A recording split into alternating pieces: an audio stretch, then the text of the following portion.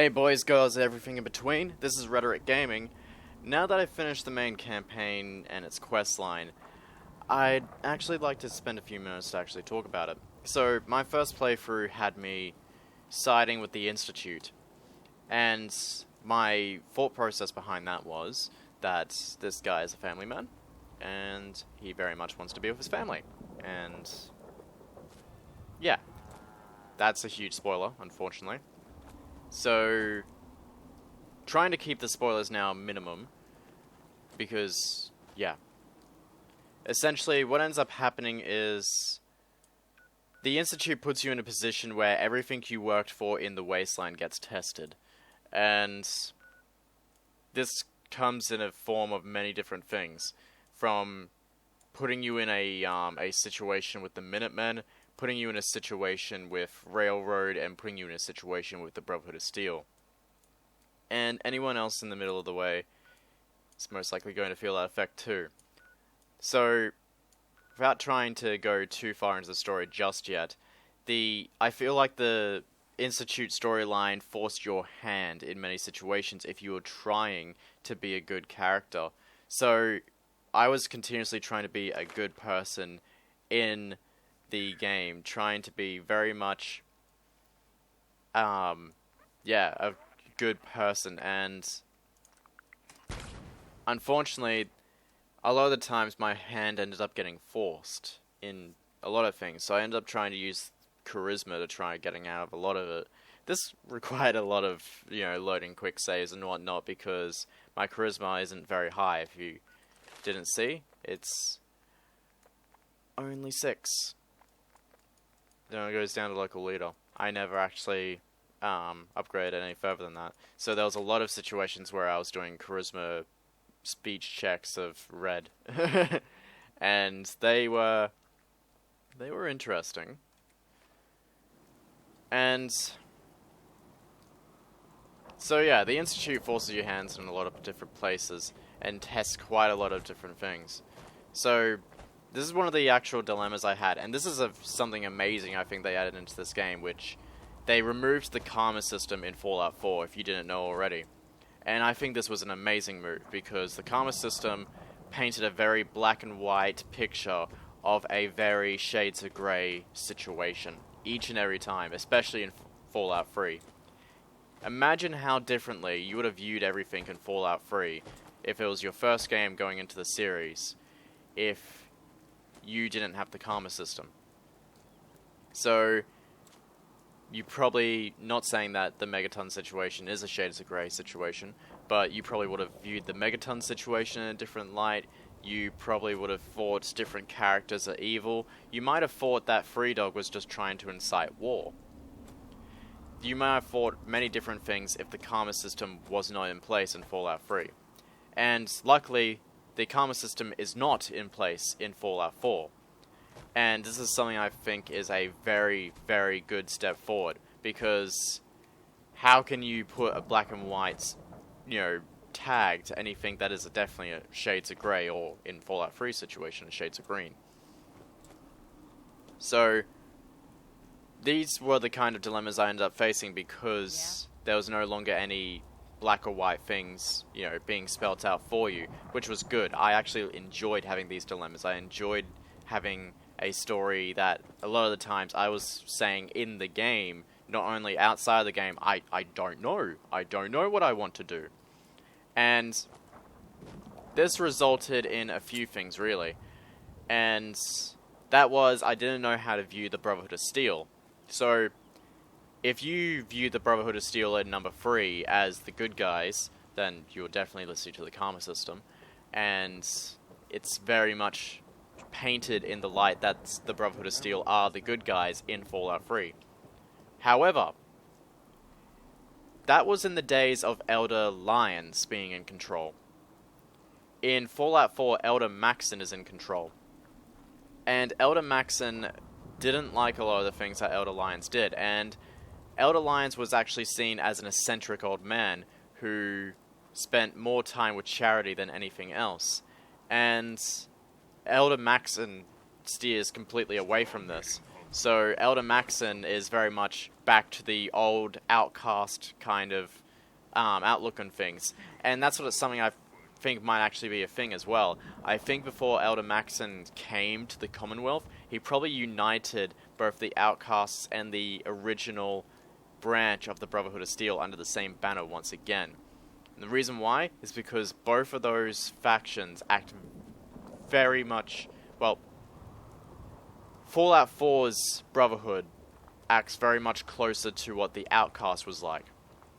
Very much xenophobic, very much hating of the locals, and not only that, but very much back to hoarding the technology. And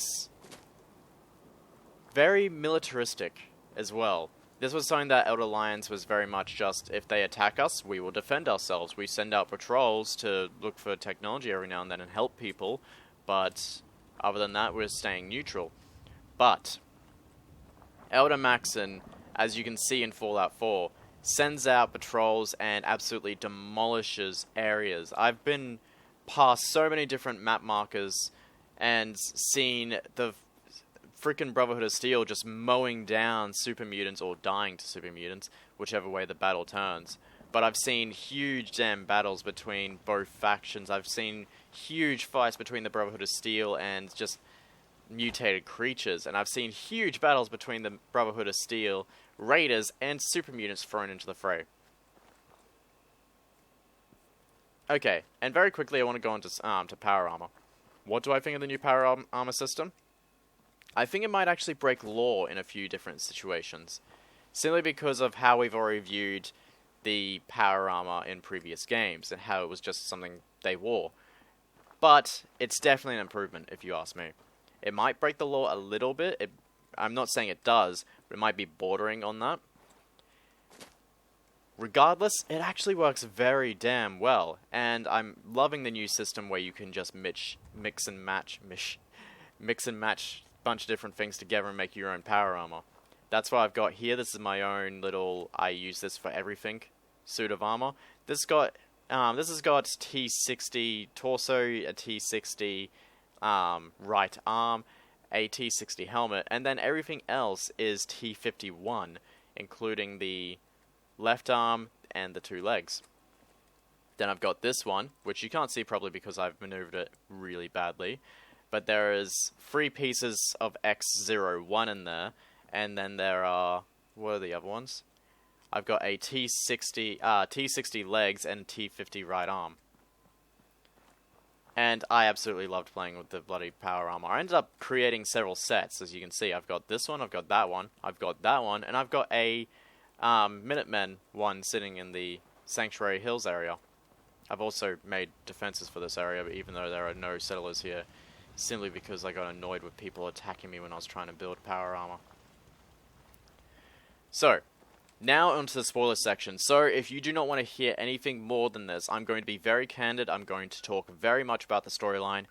End the video here if you do not want to hear any spoilers. 3, 2, 1. Warning period's over. So, in the Institute's storyline, you have your hand forced and you have to destroy the Brotherhood of Steel. The Brotherhood of Steel must die for the Institute's storyline.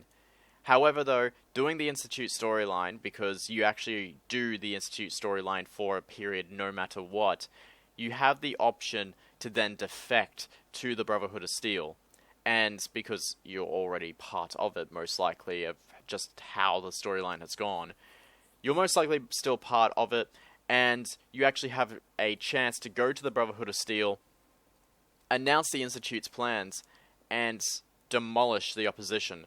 Now, what was the major reason that made me side with the Institute? The Brotherhood, as I was discussing before, I don't think they're the good guys in this one.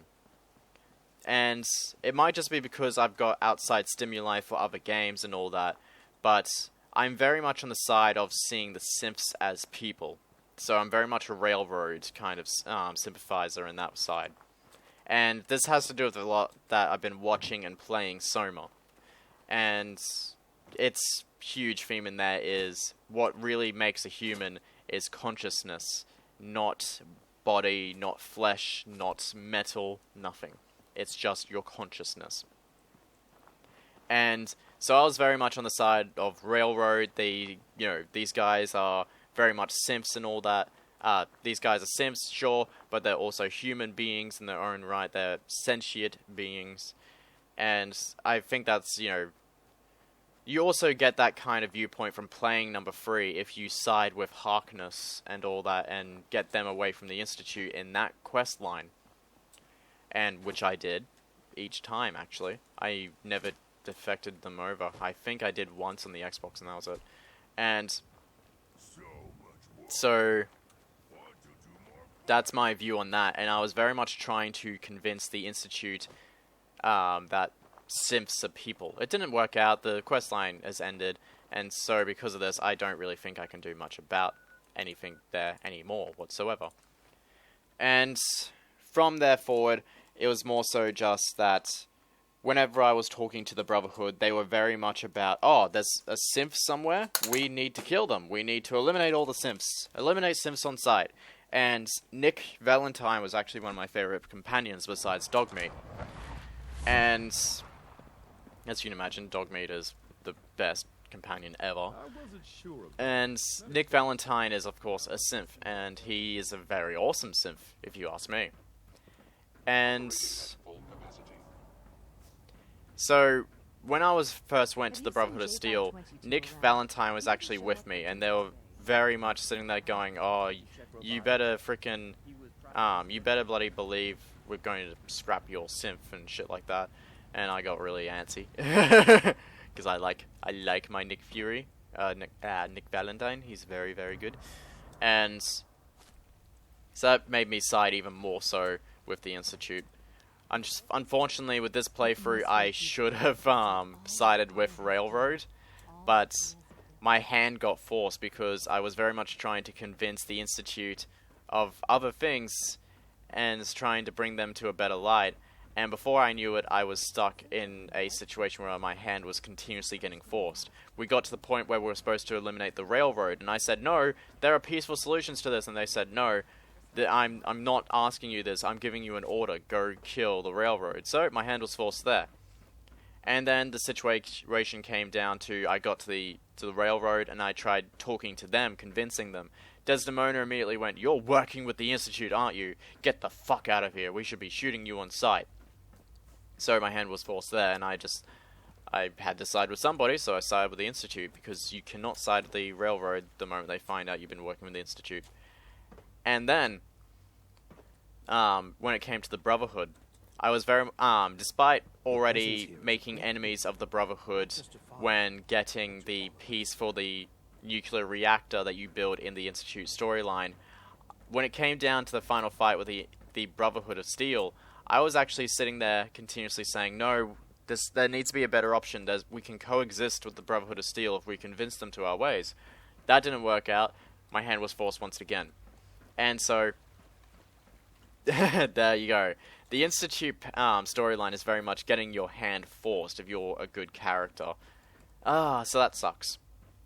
However, what I actually think of the storyline, it's very fun, and there are some awesome battles, and it's very sad if you choose the Institute storyline.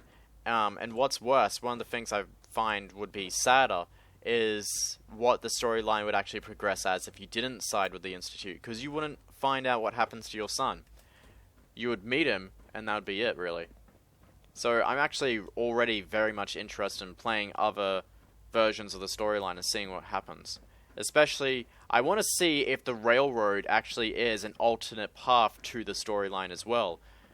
Because you can side with them, of course, you can do missions for them, but I want to know if you side with them, if you go into all that, if going to them actually results in the storyline, quest line beginning and finishing with them as your pals, really.